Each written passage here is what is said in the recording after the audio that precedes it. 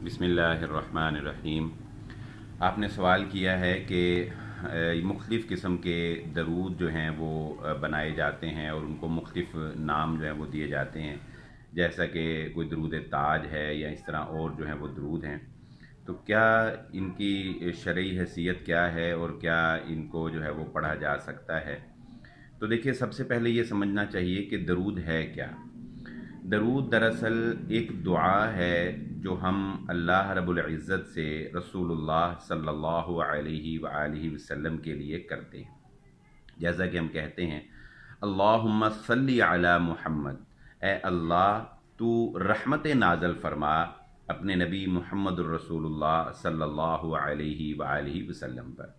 और इसका फ़लसफ़ा भी ये है कि जिस तरह अल्लाह रब्बुल इज़्ज़त ने वालिदैन के जो हुकूक़ कुरान में बयान किए हैं, वक़ज़ा रब्बुका अल्ला तअबुदू इल्ला इय्याहु व बिल वालिदैनि इहसाना, और कहा कि उनको उफ़ भी नहीं कहना, उनके लिए आजिज़ी की बाहें जो हैं वो फैला देनी हैं और उनके साथ हर तरह से हुस्न सलूक करना है।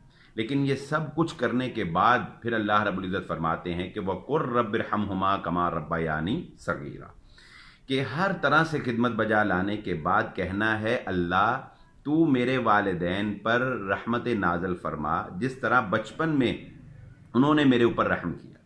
यानी सारी खिदमत करने के बाद हमें ये दुआ क्यों सिखाई गई कि हमें ये बताया गया कि तुम जितनी मर्ज़ी खिदमत कर लो वालिदैन की, मगर तुम उनके एहसानात का हक़ अदा नहीं कर सकते। हाँ, अल्लाह वो ज़ात है, वो खालिक है जो उनके एहसानात के बक़दर उनके ऊपर रहमत नाज़िल फरमा कर और उनको नवाज कर उनके उन एहसानात का हक़ अदा कर सकता है। इसलिए फिर हम अल्लाह से दुआ करते हैं कि अल्लाह हमने तो अपने तय कोशिश कर ली लेकिन हम हक़ अदा नहीं कर सकते, अब आप उनके ऊपर उनके एहसानात के बक़दर रहमत नाज़िल फरमाएँ। यही मामला दरूद का है कि हम जितनी भी ताबेदारी, जितनी भी फर्माबरदारी कर लें, हालांकि हम अपनी जान से भी ज़्यादा मोहब्बत करते हैं मुहम्मदुर रसूलुल्लाह सल्लल्लाहु अलैहि वसल्लम से, लेकिन उम्मत पर जो आपके एहसानात हैं कोई उम्मती उनका हक़ अदा नहीं कर सकता। तो हम अल्लाह से फिर दुआ करते हैं, अल्लाहुम्मा सल्ली अला मुहम्मद सल्लल्लाहु अलैहि वसल्लम, ऐ अल्लाह तू अपने मोहम्मद, अपने नबी सल्लल्लाहु अलैहि वसल्लम पर उनके एहसानात के बक़दर जो उन्होंने हमारे ऊपर किए, उम्मतियों के ऊपर किए, तो उनके ऊपर रहमत नाज़िल फरमा।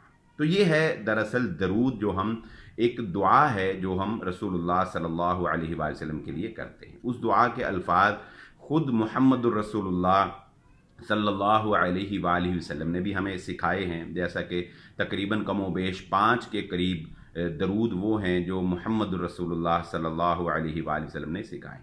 तो इसके अलावा अब कोई शख्स अपनी तरफ से कोई भी खूबसूरत अल्फाज, कोई भी अच्छे अल्फाज में नबी सल्लल्लाहु अलैहि वसल्लम के लिए दुआ करता है तो हम उसे गलत नहीं कह सकते, क्योंकि हर इंसान के अपने जज्बात हैं, अपने एहसासात हैं, उसकी अपनी एक हुब है, उसका अपना एक कहने का अंदाज है।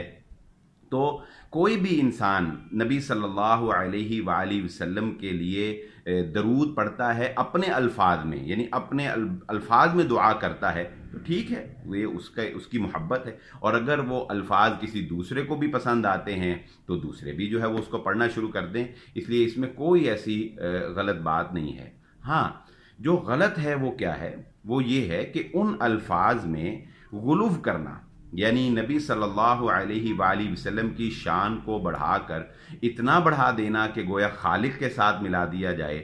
उन अल्फाज में कोई ऐसा लफ्ज़ या कोई ऐसा जुमला या कोई ऐसी बात नहीं होनी चाहिए जो आप सल्लल्लाहु अलैहि वसल्लम की शान में कमी करने वाली हो या मुहम्मदुर रसूलुल्लाह सल्लल्लाहु अलैहि वसल्लम के मुकाम मर्तबे को बढ़ाकर अल्लाह रब्बुल इज़्ज़त के साथ जाकर मिला दे।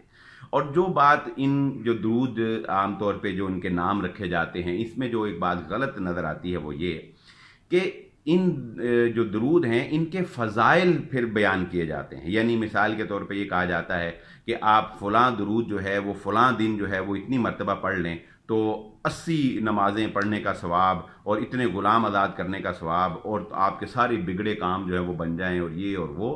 तो ये गलत है, क्योंकि किसी भी अमल की फजीलत क्या है उसके करने से हमें क्या मिलेगा, ये सिर्फ और सिर्फ देने वाला बता सकता है।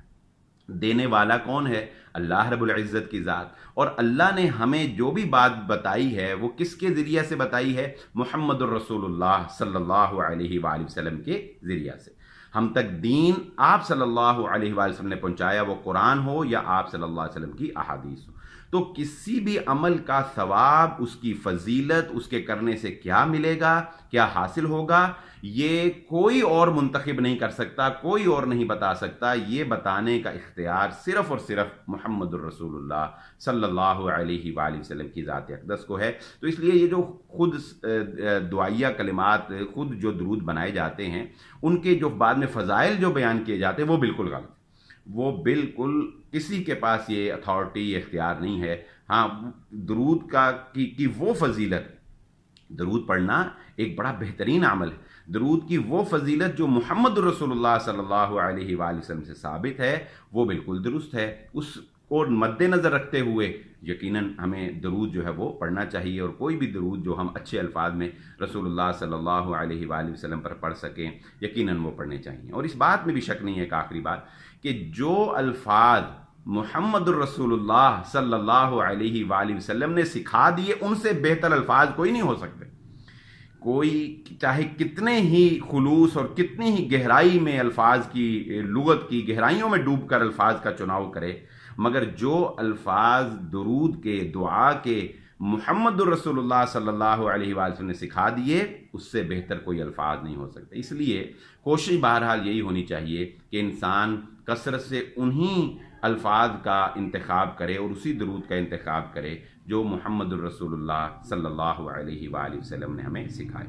उम्मीद है कि बात समझ आ गई होगी। अल्लाह रब्बुल इज़्ज़त अमल की तौफीक अता फरमाए।